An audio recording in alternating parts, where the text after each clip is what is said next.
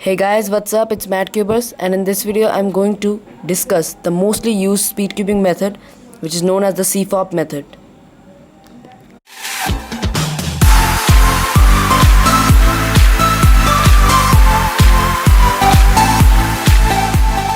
So the CFOP method is one of the widely used method for speed cubing. As I said, it is one of the mostly used method. Most of the speed cubers, the fast cubers like Felix, Maths use this method. So yeah, so before getting into it, I want to make a quick note that this is not meant to be a tutorial. In this video, I am going to only explain how the CFOP method works and all the different steps that are involved in this method. So first, I will start with a little bit of history about this method.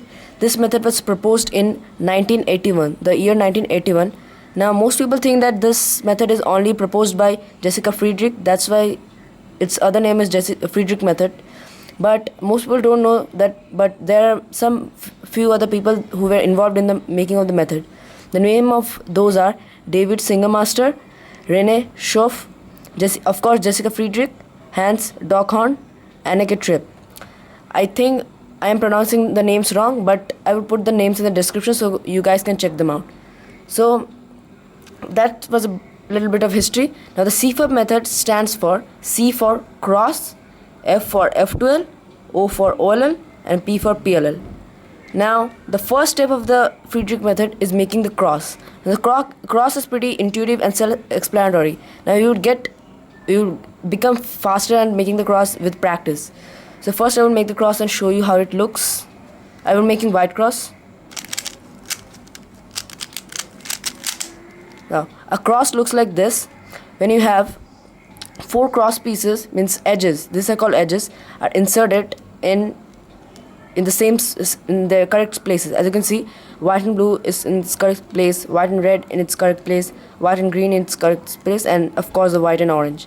So this was the first step of the Friedrich or CFOP method, which is known as the cross. So this was the first method, as I said, cross. Now F12. Now there are two types of F12. You can say three types if I include both of them at the same time. And the first one is intuitive F12, which beginners start with, and other one is algorithmic F12. But most of the faster people use a combination of both of them, the intuitive and algorithmic. So in this video I will be covering that. So for F12 you have to make pairs. So what I mean by pair is something like this. Now these are called pairs. A pair will contain one of your white corners from the bottom and will contain the corresponding edge like this to make a pair, and then you have to just insert that pair in its corresponding place. As you can see, both the first and second layers are solved at the same time. So like that, there are a couple F12 tricks that will come up with time. As you can see, I got the second pair. Now this pair I can make. Now making pairs, you will get it with practice. As I said, this is not meant to be a tutorial. So yeah. So after you make the four pairs, as you can see there are four pairs, and you insert them, the second layer should be solved. As you can see.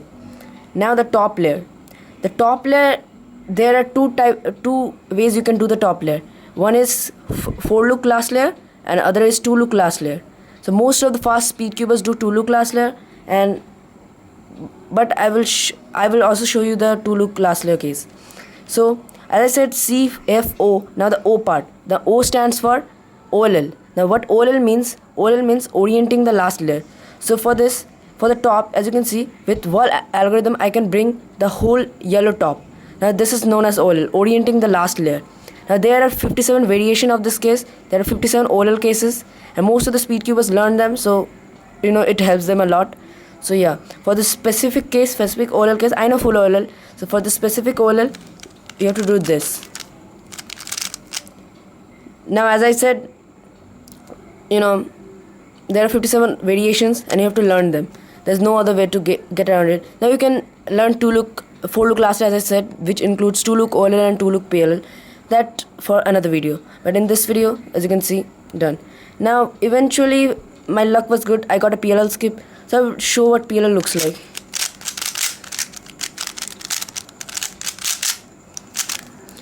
Now what PLL is, PLL means permuting the last layer. Means after you get the top, you have to get the other, orient and after you orient it, you have to permute the pieces, the corners and edges there. And as the OLL, there are 57 variations. There are 21 variations of the PLL, as you can see. Now this specific case, there are certain names to some certain PLLs. So for the specific, this is known as the EPERM. The alg is this.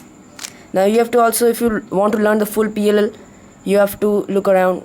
So yeah, so this was that. So I think that's pretty much it for this video, guys. I want to make this